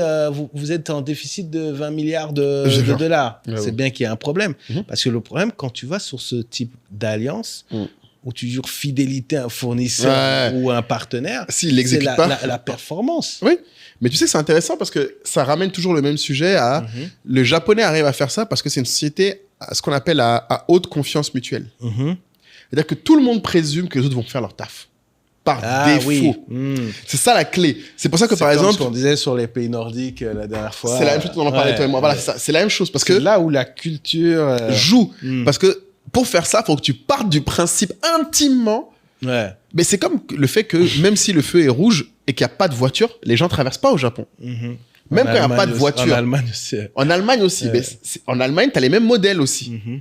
Mais en France, ils ont plus de mal parce que la France, on peut dire ce qu'on veut, n'a pas une haute confiance. Les Français ne présument pas que le gars d'en face va faire ce qu'il dit. Alors que les Allemands, c'est juste à côté, hein. Les Japonais, oui, ils présument. Mais pareil chez nous. Ouais. Le Congolais ne présume pas que le Congolais va faire bien. La méfiance est L'Ivoirien va dire, l'Ivoirien ne pas, je vais pas louer mon appart à un Ivoirien. Exactement. Tu vois. Donc effectivement, il y a cette base de confiance dans la société qui peut permettre ou empêcher ça. Ouais, tel ou tel modèle, ouais. Donc c'est compliqué. Alors c'est pour ça que en général, ça commence toujours par des entités familiales parce que la puissance d'une famille, c'est que normalement en théorie, la confiance est plus grande à l'intérieur du cercle familial qu'en dehors. Donc si c'est des familles, chaque unité a confiance au moins en elle et normalement, c'est des familles où par exemple, c'est deux frères qui font le même business ou un frère et une sœur ou le frère et la belle-sœur. Tu vois, c'est des gens qui ont des liens qui, normalement, créent la confiance. Ça, c'est un truc qui peut être utilisé à défaut que ce soit quelqu'un que tu connais ni David Nadan. Tu vois, c'est pas forcément le gars qui fait le même produit que toi, tu le connais ni David Nadan, tu vas pas dire, OK, toi et moi, viens, on fait un Keretsu. Tu prends quelqu'un avec qui tu as des atomes crochus. Quelqu'un qui, ça lui ferait mal si tu te retrouves à la rue. Tu vois, il y a un minimum d'enjeux. Et c'est là où il y a un vrai sujet aussi, avec le système moderne, l'indépendance des individus rend ça plus dur. Par exemple, plus tu vivais ensemble, plus il y a de chances que la situation d'un autre t'oblige à te comporter bien. Parce que ça t'impactait. Mais plus chacun vit dans son appart, chacun vit dans son truc, moins les gens ont d'intérêt à faire des choses les uns pour les autres. Donc moi, je trouve ça super intéressant. Bon, c'est pas dire qu'il faut que l'Afrique fasse ce modèle. Dites-nous aussi, est-ce que vous pensez que le Keretsu doit s'appliquer à certains pays c'est ça du continent? C'est ça. Et après, ça marchera pas. Mais moi, j'ai bien aimé aussi, j'avais... puisqu'on parle de culture et de culture en lien avec le Japon, à un moment, il parle de mentalité de samouraï. Il dit que ce qu'ils ont aimé chez lui, c'est ce qu'on lui a dit, il a une mentalité de samouraï. Et il explique ce que c'est. Mentalité de samouraï, c'est que j'annonce mes objectifs et je dis, si je les atteins pas, tuez-moi. Exactement, c'est ça. Donc, c'est l'honneur. C'est beaucoup. Et donc, quand il leur a dit, moi, vos traditions, je suis pas là pour les bafouer, mais j'ai une mission. Il faut que vous compreniez, moi, c'est cette mission et je ferai tout pour atteindre cette mission. Donc, sous-entendu, je pourrais être amené à vous bousculer. Mais par contre, je vous dis, si dans un an, on est encore déficitaire, vous me sortez. Et tout mon comité, là, vous me sortez. Voilà. Si dans 3 ans, j'ai pas atteint l'objectif que j'ai énoncé, vous me sortez. Voilà. Et donc, ça, ils ont apprécié. Et je trouve que ça, la même manière qu'on parlait on encourageait, on va dire, que ça soit les salariés, les managers à aller dans des missions, à se mettre en difficulté. Je trouve que ça aussi, tu vois, c'est comme quand tu joues... Tu montres l'exemple, je sais pas si tu as joué au billard avant, mais tu sais, au billard... T'annonces. La classe, c'est d'annoncer. Tu vois. Dans tel trou. Oui, sinon on peut dire c'est du hasard. Ah oui, c'est vrai, t'as raison. Donc, tu vois, donc... Non, et ça force, le respect, et ça revient à ce que tu disais tout à l'heure, t'as raison, ça fait un beau lien avec le Keretsu, c'est aussi parce que ça force la confiance. Parce que ça crée l'une des bases de la confiance que les gens ont beaucoup de mal à évaluer, c'est l'alignement. En se disant, si ça ne marche pas pour moi, est-ce que ça ne marchera pas pour toi? Beaucoup de gens ont le sentiment qu'en fait, ils peuvent pas te faire confiance parce que, en fait, même si ça ne marche pas pour eux, toi, ça ira. Surtout les chefs d'entreprise. Les gens ont l'impression qu'en gros, les dirigeants, même s'ils foirent, ils sont pas virés. L'alignement est tellement au cœur de tellement de choses. L'alignement est au cœur de tellement de choses, de la frustration, de la confiance, de tout. Tout est une différence entre ce que tu dis et ce que tu fais finalement. Amen, c'est ça. Et donc c'est pour ça qu'il faut que c'est important que tu le tiennes. C'est une autre forme d'intégrité, effectivement. De dire, moi, j'ai bien aimé ça, le samouraï. Le samouraï mentality. Et le point, tu as raison, c'est qu'il a évoqué le fait que oui, il dit je ferai un seppuku professionnel. Et en plus, il a fait l'effort du coup de reconnaître qu'est-ce qui, dans la culture de la personne, résonne avec son engagement. Parce que quand tu leur dis ça et que tu emploies leurs termes à eux, parce que bon, le seppuku, c'est quand même un truc au Japon, t'en as partout, dans toutes les séries, dans tous les mangas, dans tous les... C'est vraiment culturellement très fort chez eux. Si tu réussis à rattacher un engagement pour ça, les gens ont l'impression qu'en fait, tu les estimes. Exactement. Tu leur donnes de la valeur. Tu te dis, OK, faites-moi confiance et je suis avec vous dans le bateau.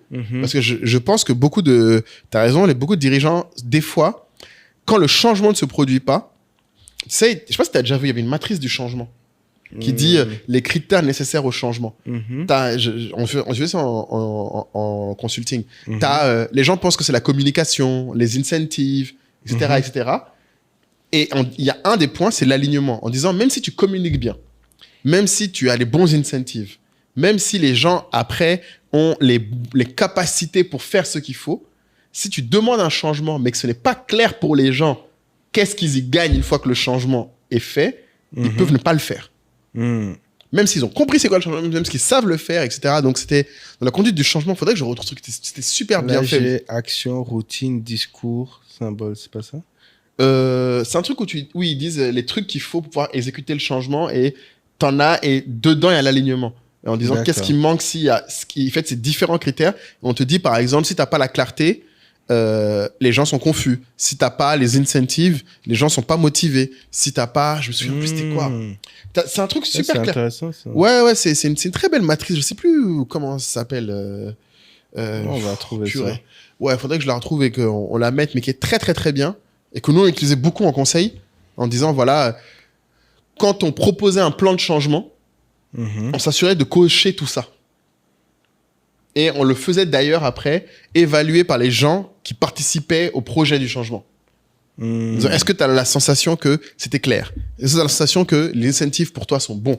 Est-ce que tu as la sensation que tu as les moyens pour le faire? Voilà, tu as les moyens, la capacité, donc c'est les ressources, les capacités, la clarté, l'incentive, donc l'intérêt, et que tu aies l'alignement. Je crois que c'est ça les 5 trucs.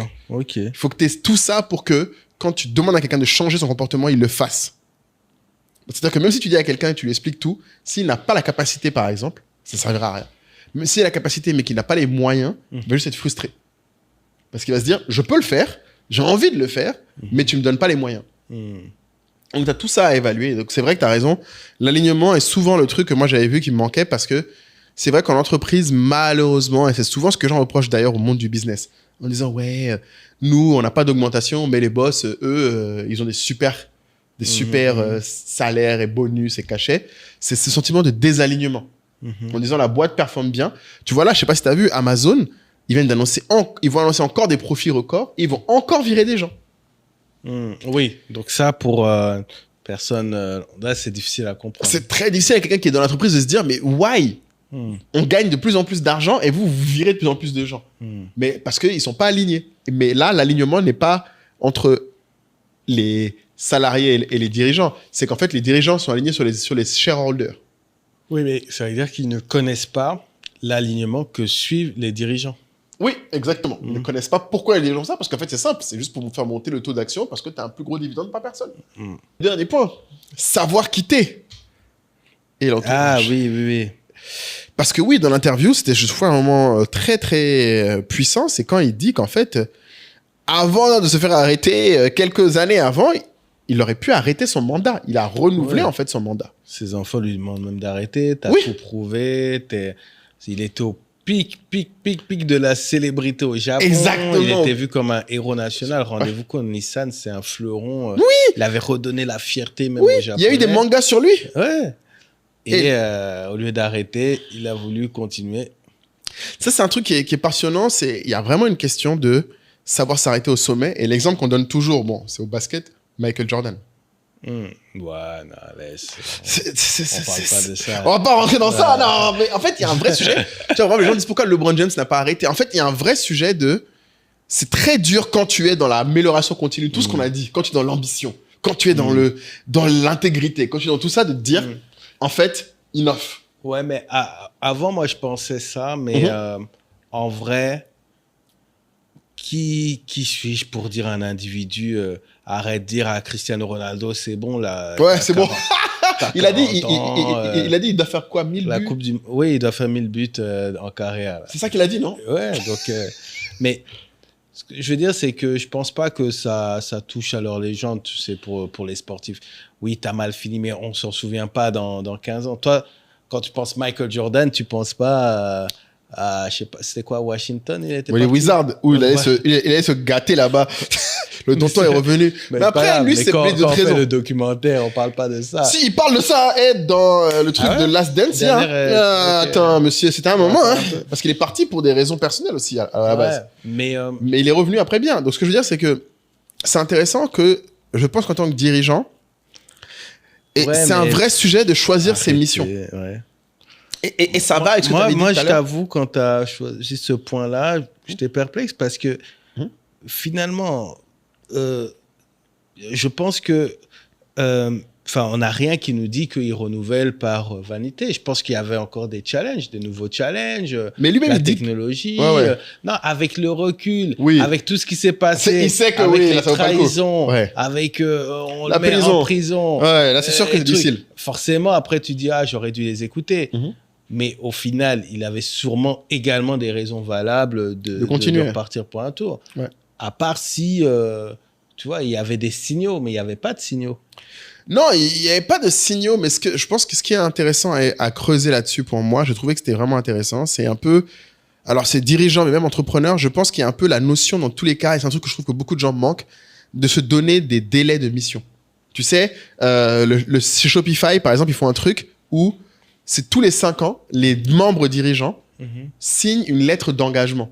Comme c'était à l'armée, en disant « Je re-signe pour 5 ans, voici ma mission sur les 5 prochaines années. » Et au bout des 5 ans, à chaque fois, ils ont une évaluation entre eux pour savoir s'ils veulent re-signer. Et je trouve que c'est un exercice intéressant parce que, par exemple, c'est comme ça que Toby, le fondateur de Shopify, c'est au terme d'une de ses missions de 5 ans qu'il a dit « Je peux plus être le président de la boîte. » Alors que c'était le CEO, le tout, il a dit « En fait, non, je peux pas. » C'est parce que je prends pas... Il avait dit « C'est pas là où est mon talent, là où est mon génie. Je l'ai fait, ça s'est bien passé, mais en vrai, là, c'est pas là où... Non, moi, j'aime bien l'idée effectivement de communiquer des cycles. Ouais. En général, les gens ont des cycles individuels dont ils parlent pas forcément. Exactement, c'est ça le point, ouais. Ils se disent...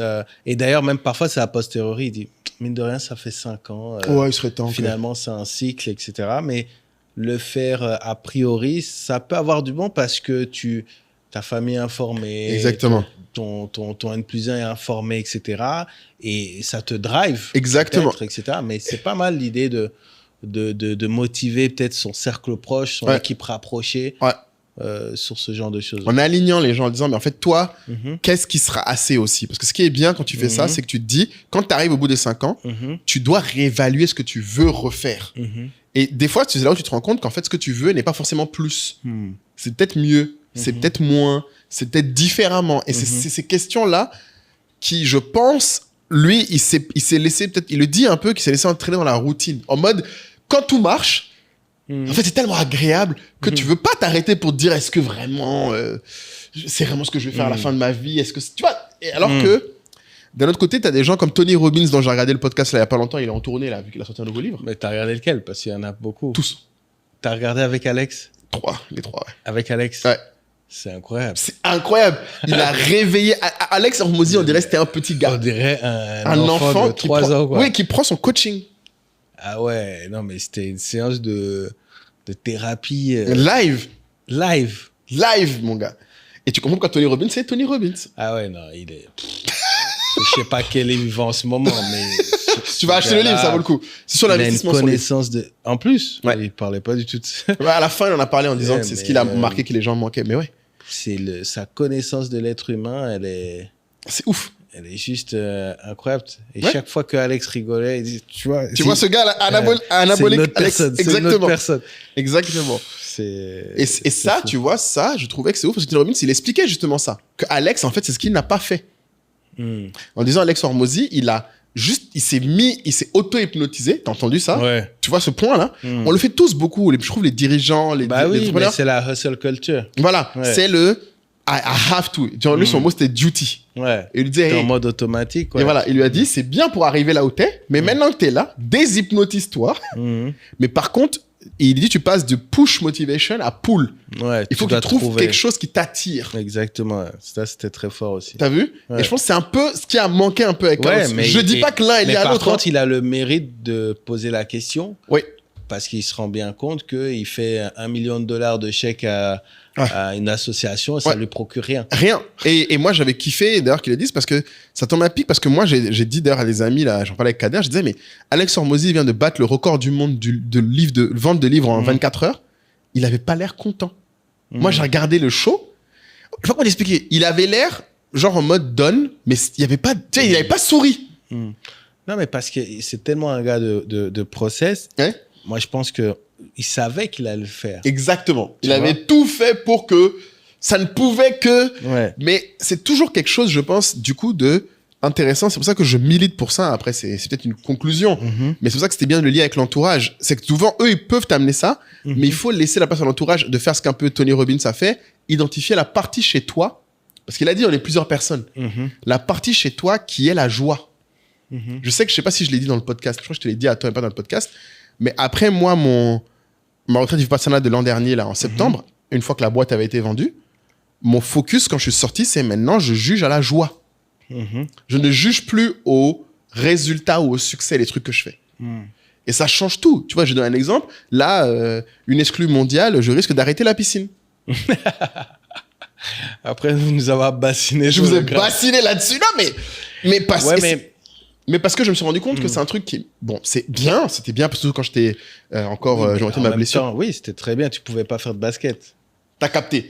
Et là, j'ai recommencé à jouer au basket, frère. Je te l'ai dit. Le niveau de joie que j'ai après une séance de basket, c'est incomparable à ce que j'ai en faisant de la piscine.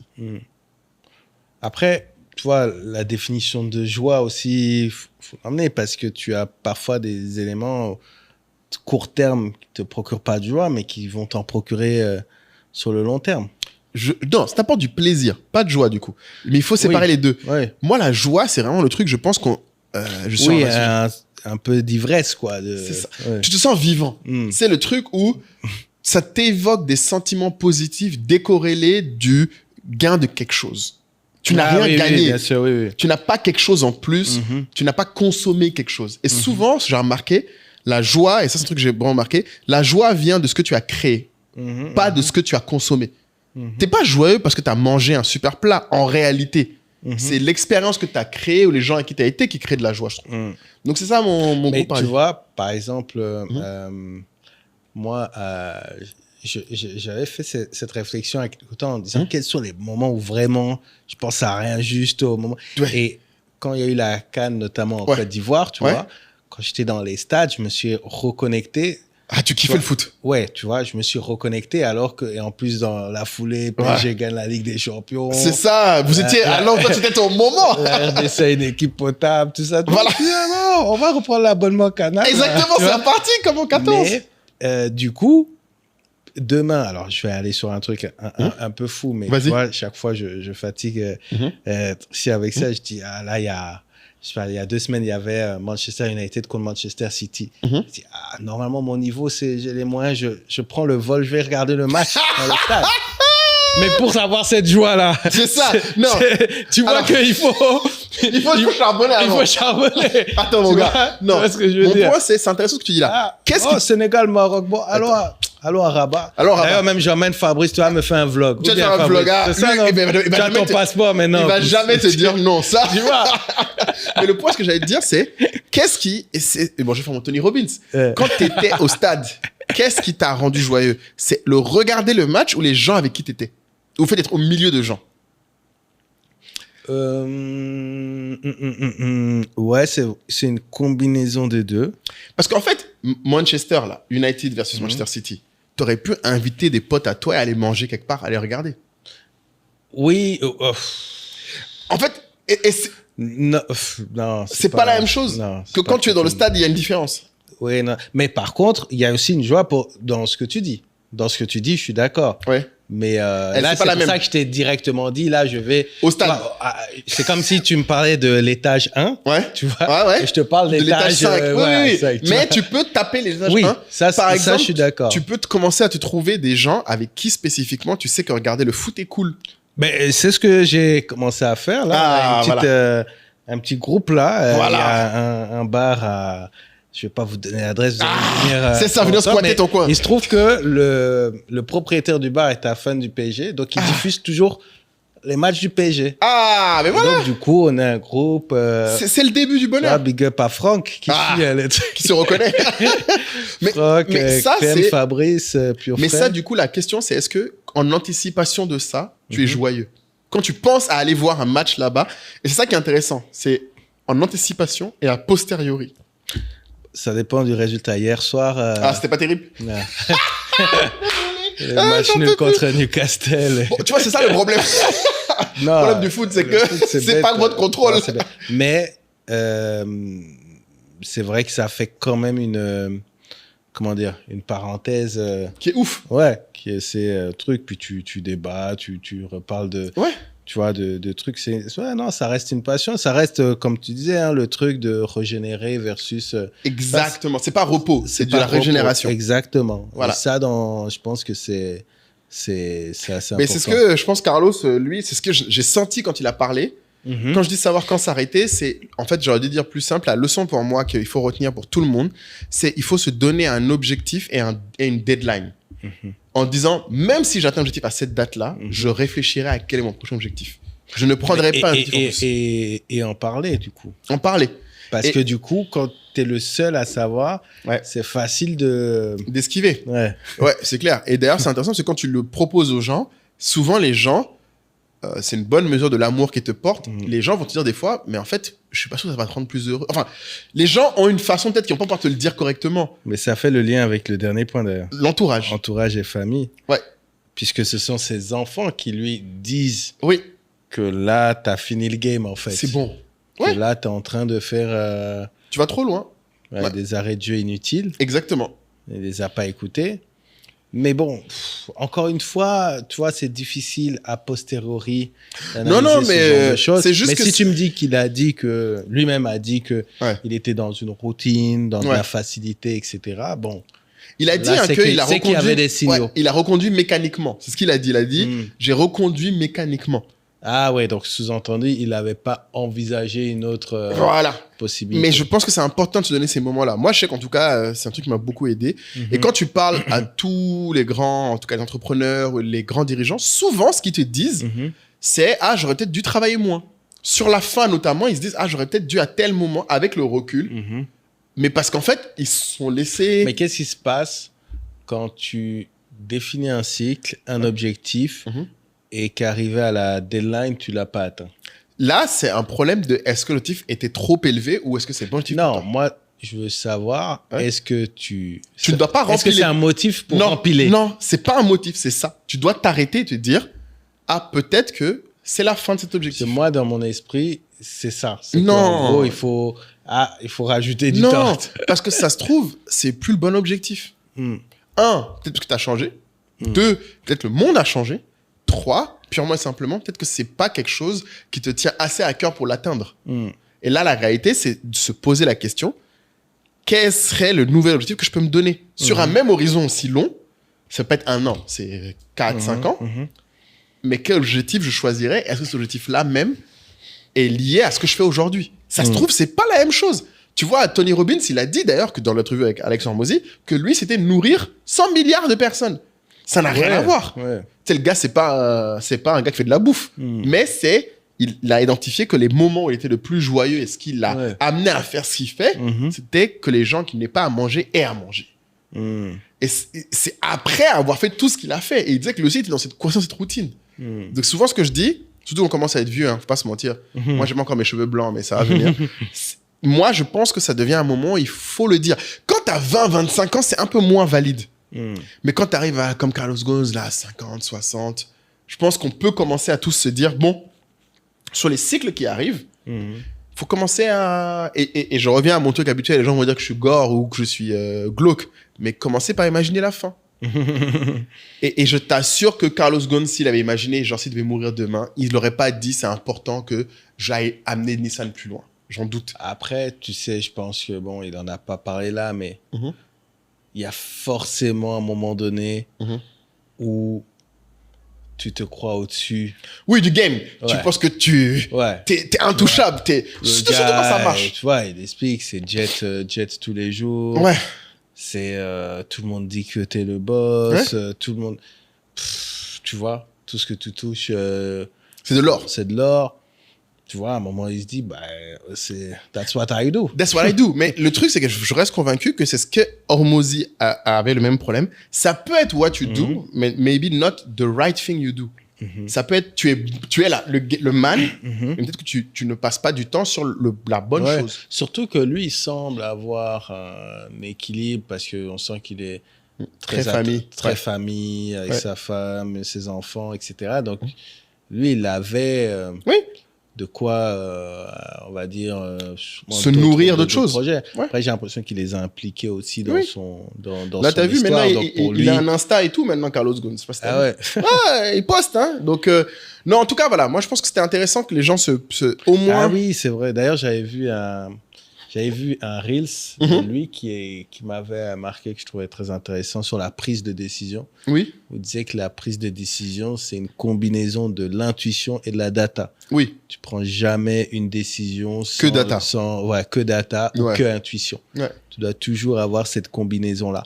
Et c'est des mots comme ça, simples, mais tu vois, qui viennent d'un dirigeant, mais qui peuvent t'aider. Donc non, en tout cas, j'ai bien aimé. On vous recommande. On vous recommande de suivre l'interview. Franchement, on n'a pas parlé du tout de la cavale, mais c'était fantastique. Si vous voulez regarder... non, je connais mes gens. Le béret peut les intéresser forcément, tu vois. Ils peuvent voir. Ouais. C'est comment? Effectivement, ça fuite dans une malle. Incroyable. La préparation avant. J'allais dire, je pense que Netflix fera quelque chose, mais ils ont fait quelque chose. Je pense qu'il y a un truc. Moi, je suis pas sûr, mais je pense qu'il est sorti il y a pas très longtemps. T'as pas tort, je pense qu'il y a un truc. Mais en tout cas, voilà, j'espère que ça vous a été utile. En tout cas, moi, j'ai passé un bon moment à regarder ce truc-là. Et même là, ce que tu viens de dire, moi, je me rends compte qu'il y a des trucs, il faut qu'on agisse dessus, en fait, nous-mêmes. Mais en tout cas, carrément. J'espère que ce sera utile pour vous, carrière ou entreprise. Et donnez-nous aussi des liens si vous vous dites que on devrait commenter. Ce serait bien de commenter ce contenu-là qui vous a marqué. Ça, vous pouvez le mettre, peu importe la vidéo, même si c'est la vidéo de dans 3 semaines. Exactement. Mettez un commentaire, les gars. Est-ce que vous pourrez pas faire un œil de l'entrepreneur là-dessus? Exactement. Et n'hésitez pas à faire aussi sur, comment ça s'appelle, même les livres aussi, hein, comme on a dit, les trucs si vous voulez. Les films, on a encore du pipe. Donc nous, on a toujours dit, idéalement, ce concept œil de l'entrepreneur, on aimerait même l'emmener à en faire un concept live. J'avoue. Donner plus de moyens, plus de poids, plus de vues, partagez, mettez les likes, mettez les cœurs. Et puis abonnez-vous ou rejoignez la tribu, qui est la forme ultime de soutien. Voilà, exactement. Et de participation à l'exercice. Donc merci à vous. À suivre. Et puis je pense que dans la tribu, il y aura je pense qu'il y aura un débrief. Oui, ben n'oublie pas le mot de la fin, Kaï, quand même. Ah oui, c'est vrai. Attention, tu commences à t'oublier là. Ah là, mon Kaï. Qu'est-ce qu'il dit, Carlos? Mot de la fin pour toi. Mot de la fin pour moi, je dirais performance, perso. Ah ouais, tiens. Non, il est trop performant. En fait, comment lui, j'ai trouvé que dans le truc, ce que j'ai le plus aimé, c'est il a incarné la performance sur l'entreprise. Plus que ce que j'ai vu comme autre vidéo. Vraiment, il a su l'incarner. Ah, c'est vraiment aucune once de storytelling. Enfin, c'est très pragmatique. Ouais. C'est très pragmatique. Après, bon, il raconte son histoire, tu vois. Et puis c'est vrai qu'il n'y a pas de rancœur. J'ai trouvé que c'était impressionnant de voir. Oui, ça t'a marqué. Ça m'a marqué. Je sais pas, la plupart des gens. C'était Moulay. Je t'aurais incendié le truc. Mais après, il a été assez factuel, mais en fait, avant qu'on parle du fait qu'il a été en prison, à aucun moment, dans le discours avant, tu as senti une animosité envers le Japon, envers le système judiciaire, envers même Nissan. Je sais pas comment expliquer. Enfin, à un moment, ils t'ont quand même trahi, quoi. Ils t'ont mis en tôle, wesh. Et il y a des gens qui, pour ça, ils t'auraient fait, dans les vidéos, ils t'auraient insulté le truc, quand même. Donc, ok. Allons sur performance. Performance. Soyez performant si c'est votre carrière. Voilà. Et si vous voulez qu'on vous aide à évaluer votre performance aussi en carrière, rejoignez la tribu Level Up. On est là pour ça aussi. Donc, let's go, les gens. À la prochaine. Let's go. Et puis, faut qu'on rattrape le podcast Legend. Allez. Ciao. Ciao, tout le monde.